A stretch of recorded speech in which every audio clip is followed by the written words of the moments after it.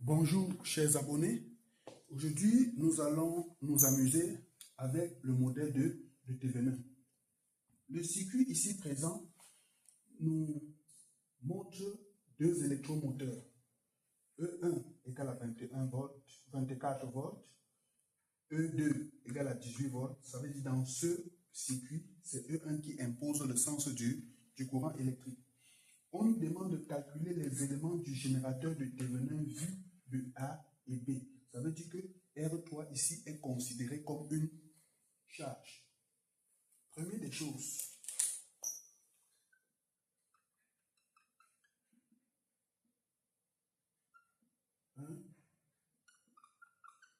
détermination des éléments du générateur de Thevenin.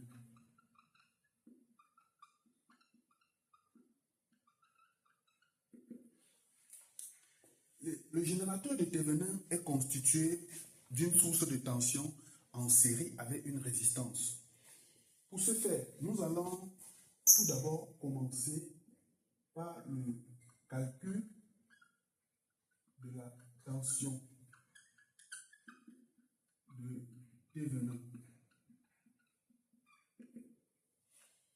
La première condition, c'est de débrancher la charge. Si nous débranchons la charge, nous aurons quelque chose comme ceci, R1, R2,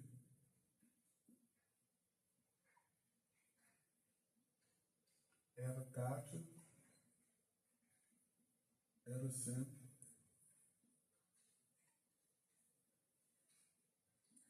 E2, E1. Voici notre modèle équivalent. E Thevenin, c'est cette tension. E Thevenin égale à VA moins VB. Ça fait le potentiel en A moins le potentiel en B. Sans risque de me tromper, ce circuit est en série parce que nous avons un circuit ouvert entre A et B. Ça veut dire que R1 et R2 sont en série alimentés par E1.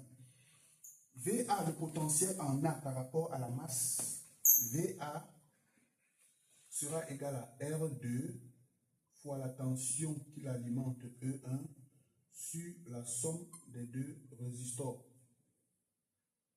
Application numérique, VA, R2, nous avons 12 fois 24 sur 12 plus R1, 8. VA égale 12 fois 24 divisé par 20. 14,4 volts. Ça, c'est le potentiel en A. Nous allons procéder de la même façon pour calculer le potentiel en B. VB correspond au potentiel, à la résistance R4, parce que VB, c'est au bord de la résistance R4 par rapport à la masse multipliée par la tension E2 sur R4 plus R5. Ça, c'est ce qu'on appelle la division, le diviseur de courant, de tension, s'il vous plaît. Ici, nous allons directement faire l'application numérique 10 fois 18 sur 10 plus 8. Ça va faire 180 sur 18 qui nous donne 10 volts.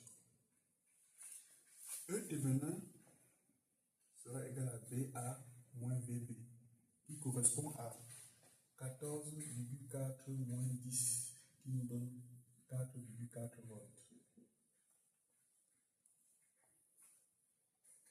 Nous allons procéder maintenant au calcul de la résistance de Thevenin. Pour ce faire, nous devons calcul de la résistance de dévenant.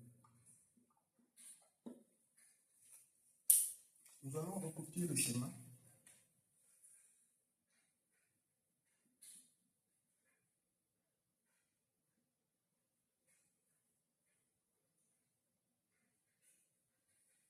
A, B,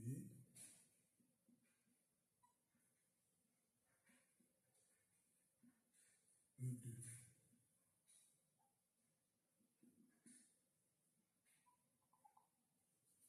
Pour calculer la résistance de dévenant, première des choses, on débranche la charge.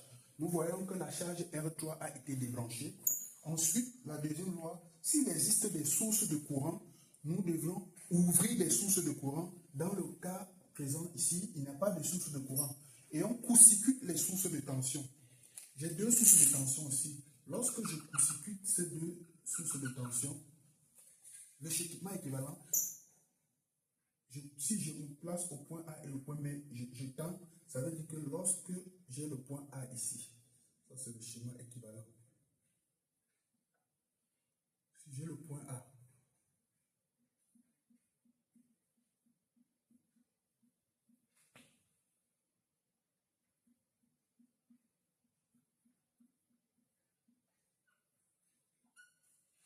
au point A,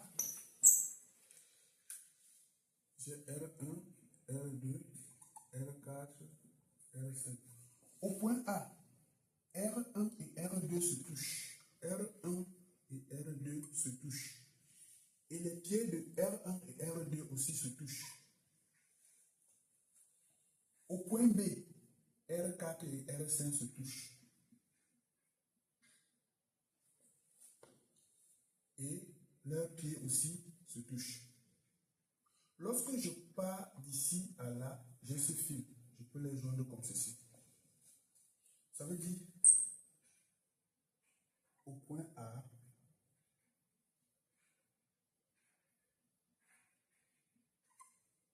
ça c'est R1, 2, R5, 4. Sachant que R1, 2 égale à R1 parallèle R2 et R5, 4 égale R4 parallèle R5. Lorsque j'ai deux résistors montés en dérivation, la résistance équivalente correspond au produit au numérateur et la somme au dénominateur. Ça veut dire R1, 2 sera égal à R1 fois R2 sur R1 plus R2. Je vais directement faire l'application numérique. R1, 2 sera égal à R1 sur 8 fois 12 sur 8 plus 12.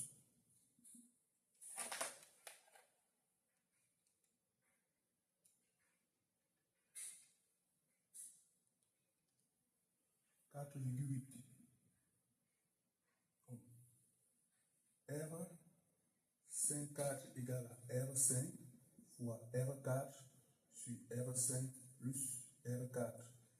Application numérique R54. R5. R5 c'est 8. 8 fois 10 sur 8 plus 10. Ça nous donne 80 sur 18.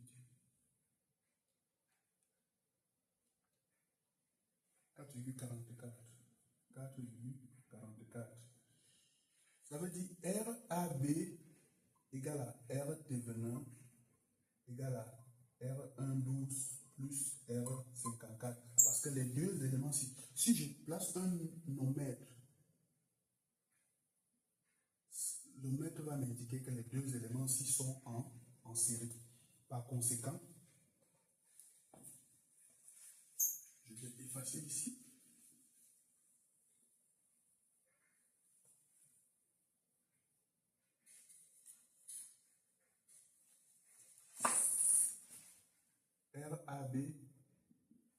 RAB sera égal à 4,8 plus 4,44.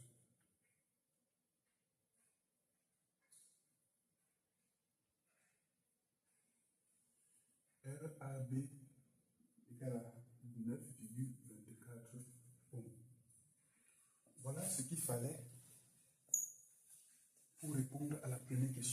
Lorsque j'ai fini de trouver ces éléments, je dois donner le modèle équivalent qui correspond à une source de tension en série avec sa résistance. J'ai ETV1, RTV1, le pôle A, le pôle B. Je peux maintenant rebrancher ma résistance R3. Le schéma a déjà été fait. Ça, c'est le modèle équivalent de Thévenin. Nous avons comme ça le modèle équivalent de Thévenin. On nous demande à calculer l'intensité du courant qui circule dans R3. Calculons l'intensité du courant circulant dans R3. Nous avons ici un circuit à une seule maille. C'est-à-dire ce générateur produit un courant I. Il y aura une chute de tension ici. Si je donne un sens de parcours, lorsque au bord du résistance, le courant et la tension sont opposés. Ça veut dire E Tv1 moins R Tv1 moins R Tv1 I moins R3 I égale 0. La somme algébrique dans un circuit fermé, la somme algébrique des tensions aux bornes des dipôles qui la constituent est nulle. Nous aurons I moins I facteur de R Tv1 plus R3 égale moins E Tv1. Lorsque E Tv1 change de membre, il change de signe. Par conséquent, I sera égal à E Tv1 sur R Tv1 plus R3. Ça, c'est la loi de Pouillet. Pouillet dit quoi? Dans un circuit où il existe des électromoteurs, la somme, l'intensité du courant dans une maille correspond à la somme, la somme des électromoteurs sur la somme des résistances. Nous avons un seul électromoteur ici. Application numérique. I sera égal à 4,4 divisé par 9,24 plus R3 plus 5. I sera égal à 4,44 divisé par 9,24 plus 5. 0,31 ampères. 0,31 ampères. Voilà l'intensité du courant qui circule dans R3. Pour qu'il y ait circulation de courant ici, il faut que on branche la charge. Parce que seulement avec le générateur de Thévenin, nous ne pouvons pas avoir le déplacement des porteurs de charge. On nous demande ensuite quelle est la condition qui permet d'obtenir un transfert maximal de puissance.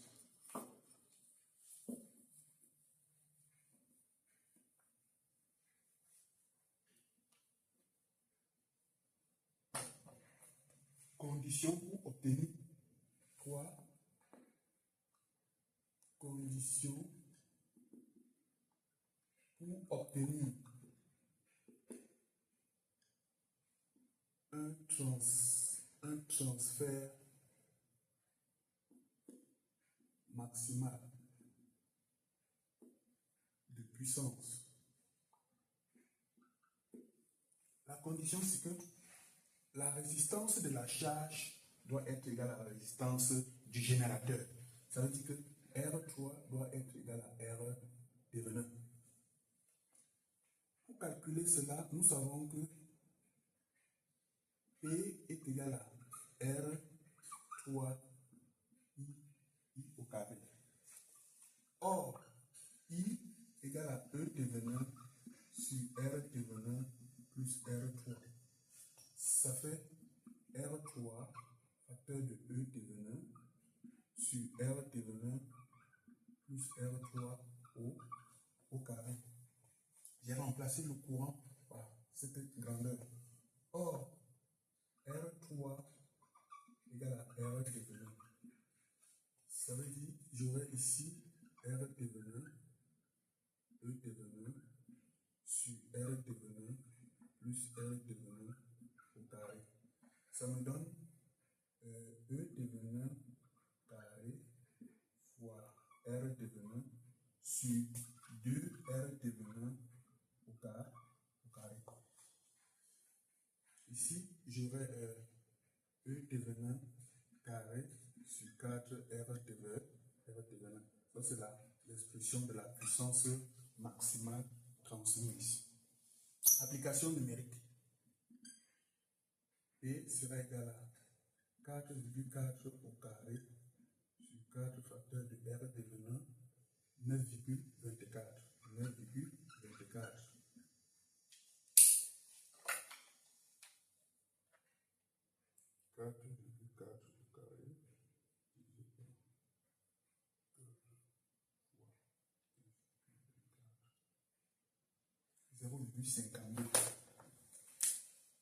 P égale à 0,52 watts. L'unité de mesure de la puissance, c'est le watt. Nous avons ainsi déterminé la puissance maximale transmise. On nous dit à la suite, la résistance R3 est maintenant remplacée par une diode à jonction.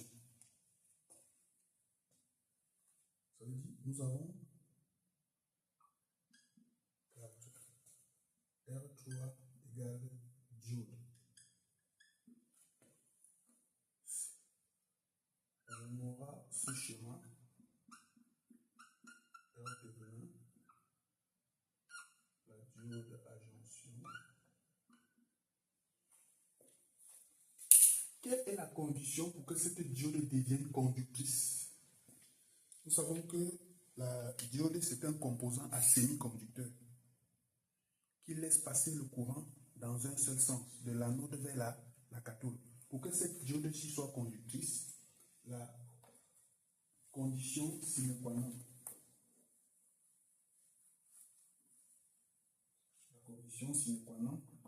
c'est VA moins VK doit être supérieur à 0.